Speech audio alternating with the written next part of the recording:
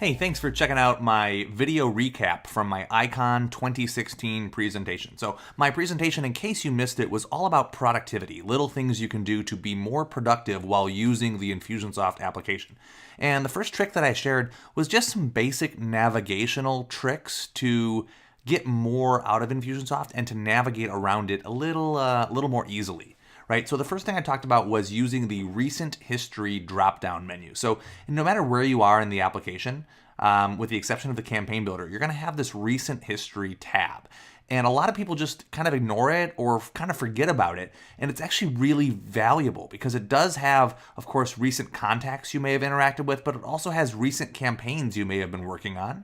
And you can go right from there to specific orders or subscriptions or different record types, referral partners or opportunities, right? They're all going to be listed right in here and denoted by this little icon as to what type of record they are.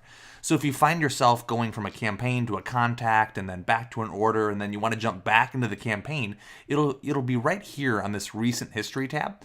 And it's a lot easier to click right on this than having to go navigate to the campaign builder, find the specific campaign, and then open it, right? So it just saves you a handful of clicks. Right next to that is the second piece I talked about, which is the My Favorites bar. So just how I have a favorites here in my bookmarks or in my browser, right? You also have a favorites section inside Infusionsoft. And this is used to quickly navigate to, for me, reports, searches, or links that I use, right? And what I've kind of been doing more recently is just putting anything here that would be 2 clicks for me to get to. So tags, for instance, right? In order to get there, I would have to go to CRM, settings, and then I would have to click on tags, right, and wait for it to load. Well, to get there, I can also click right here, and it just brings me right to my tag section. Order forms is the same thing. To get there, I'd have to go to e-commerce, setup, and then navigate to the order form section. But if I go directly from this favorites bar, well, it just takes me right to the order forms page without having that intermediary click. So think about the things that are on this submenu that you go to regularly, right? And if there's things that you access on a regular basis, consider adding them to your favorites to save yourself that time. Favorites is customizable on a user-by-user basis. So you can add things to other people's favorites if you're an admin, but they don't have to have the same lists that you have. Okay, so the third navigational trick that I shared has more to do with populating the Infusionsoft date fields.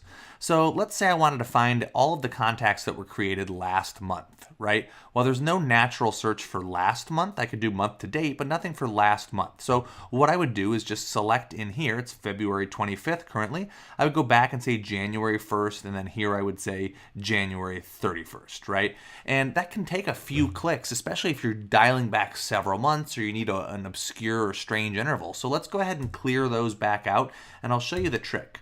So there are hotkeys that allow you to navigate within the date field a little more easily. So for example, I'll press today, which puts in today's date.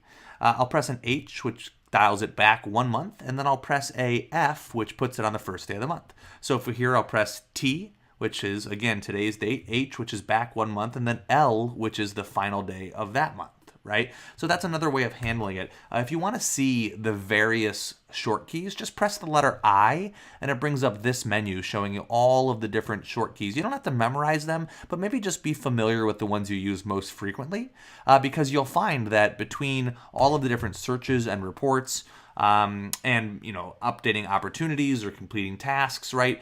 You find yourself using these date fields a little bit more than you may otherwise expect, and it can be a little bit clunky to just go ahead and open this up and click around trying to find the right date. So by using those hotkeys, hopefully you'll save yourself a little bit of time.